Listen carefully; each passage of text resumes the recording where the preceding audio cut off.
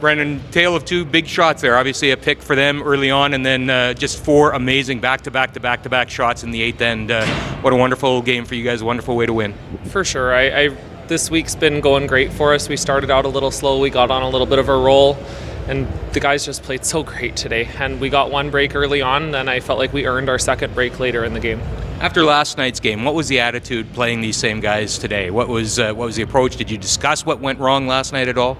No, last night was a tough game to play. For really all four sheets out there, we weren't playing for a whole lot. Hammer was important, but for us, just go out, get a good rest, hopefully, and come back today and do what we've been doing, because it's been working here these last few days. You've played a semifinal at this event before and had some success. What's your takeaway from the experience last year in Regina that you can put into practice tomorrow? I think the biggest thing is just to relax. Enjoy your time out there, relax. It's just another curling game, and we play all these top guys so many times. It feels like the way our schedule goes now that it's not a whole new experience, and definitely we'll draw on the experience we had last year, hopefully bring that in tomorrow. Brendan, how big an impact was it? It was big.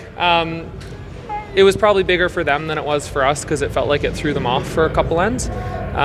You never want to pick, to be honest. That's our first one we had all week for us or against us. Crappy timing, but I'll take it for sure. Okay. And it was the four. What were the key shots in that one?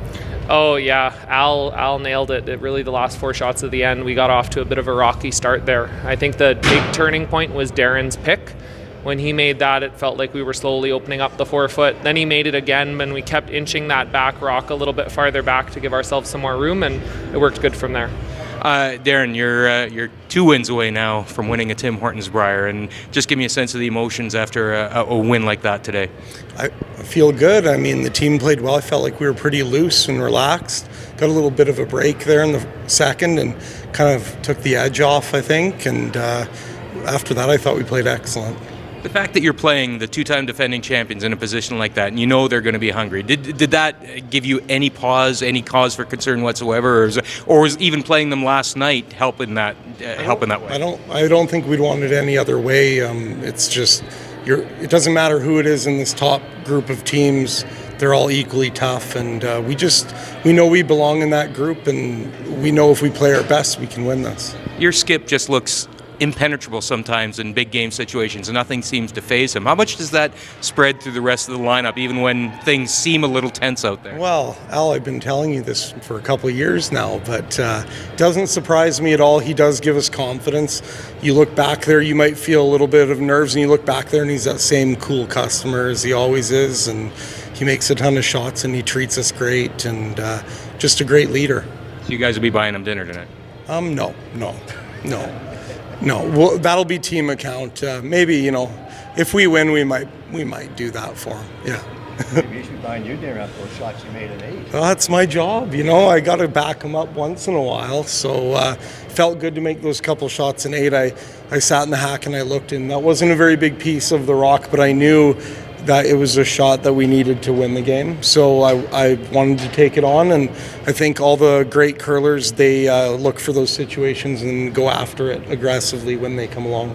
It's hard not to look at that pick as the story of the game. Brad, what did you see? Pick was the story of the game. There's no doubt about it. Getting 2 in the second end, and you can really dictate the play, control the game. And when it flips and all of a sudden they have a 1-point lead and 2, you feel like you're chasing a little bit, especially when, under those circumstances. Really disappointing. It's, probably one of the top 3 or 4 worst breaks I've had in my career, but, it happens. I've had it happen to us and certainly happened against us. It's kind of disappointing that the run kind of ended on those terms. We lost 2 games this week to Northern Ontario and Alberta, where guys made incredible angle raises to beat us. I certainly would have been.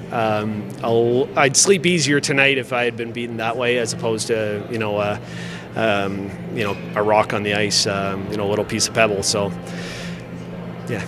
People will look at that 4 and think that was a turning point, but that was a reflection. You guys just going all out. Yeah, we had the 4C issue. We're tied up. If we blank or he scores an 8, the odds are heavily against us. We tried to go for a steal, and worst case, if we force, we still have a chance. But certainly, a blank or deuce there, nothing's really steal is probably the best option, and we went hard for it. They made a bunch of good shots in 8. You got to give them credit. They made everything, and we made some good shots, but they just made better ones, and they played an incredible 8th end. They played well all game, and I think it's a little disappointing for them, and I'm sure they'd echo it that they don't want to win on those terms either, because that's kind of going to be the story of it. But they played well. They played well all year. They're going to have a chance to win this, and I do wish them the best of luck going forward. In this moment, obviously, it's hard to reflect on things, but what you've accomplished over the past 2 years as a team, and reflect on what's ahead still. Yeah, there's still lots of curling left in us. We've had a good run. Not only the last 2 years, but the last probably 4 years, and I certainly expect there's going to be some highlights still left in this team, but.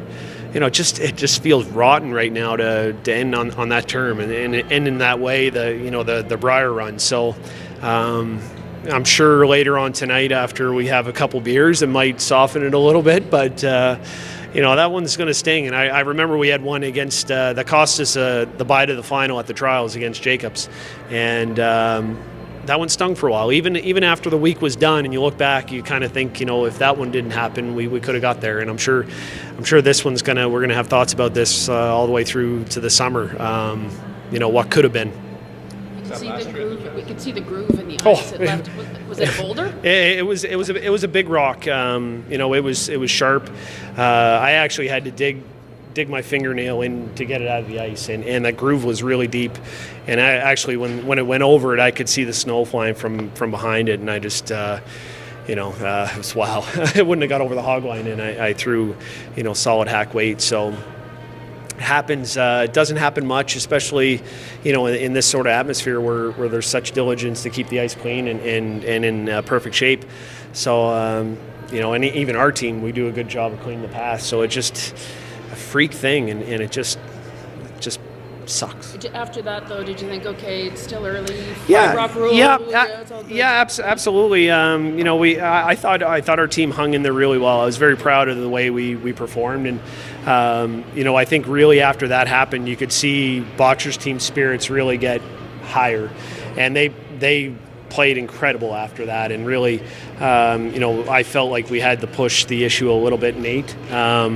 We couldn't. They would have been more than happy just to blank out and take the hammer coming home, and I felt like we had to push it, and we did.